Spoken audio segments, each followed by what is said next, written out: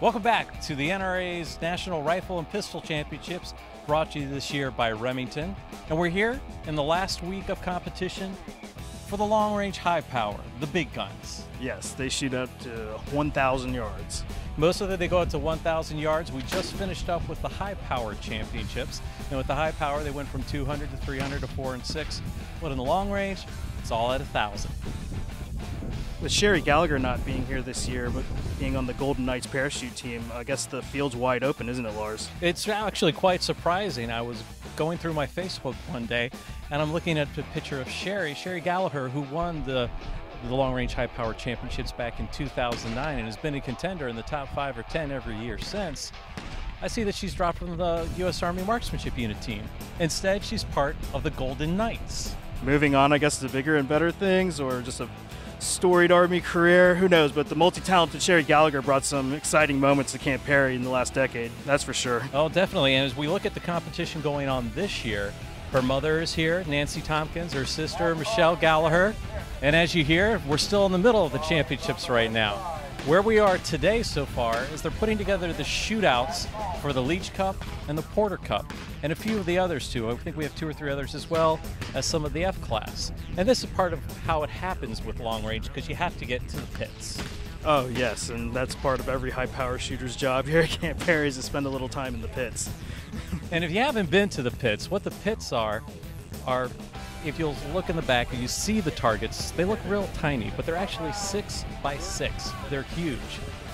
And we have competitors out there behind a berm, behind concrete, behind plenty of protection in these pits.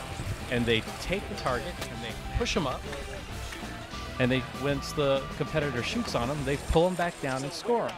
And it's up and down, and you have to go out there, and if you shoot, you have to also do your time in the pits, pulling targets. The whole process has to take about 2 seconds too, so they're pretty coordinated back there.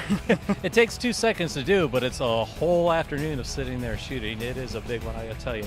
But as we're coming up here at the end of the championships, we've seen some really good things. We saw Brian Zins walk away with yet another national championship. His 11th, I believe? I think it might even be 12. 12. He gets up there. In the small bore side, we saw Joseph Hall, who walked away from the U.S. Army Marksmanship Unit with his first small bore 3-position title. And then it was McPhail, also from the also from the U.S. Army Marksmanship Unit. He walked away with the other small bore title. But with high power, we had a bit of an upset this year. That's right. Yeah, we saw that Brandon Green walked away with the title over Carl Bernowski, and Carl's won 14 or 15 out of the last 16 or 17. Competes at Bianchi Cup too. Came in second at Bianchi Cup this year just by a few points. And in high power, he was tied with Green.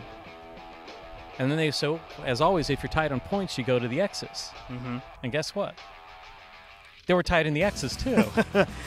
So they had to go further into the scorecards to figure out the champion. Right, you go through, you dig through the scorecards, you find out what the X count is, and it's whoever had the most at a certain point in time as it goes through, and once that number breaks, you determine the championship, and it was just one of those luck of the draw things.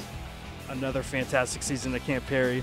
You can't just help but smile when you think about all the interesting things that happened here in the last days with the results and everything, figuring out who the champion is. A lot of people don't realize that sometimes they have to go deep into the scores to figure it out because of the X counts.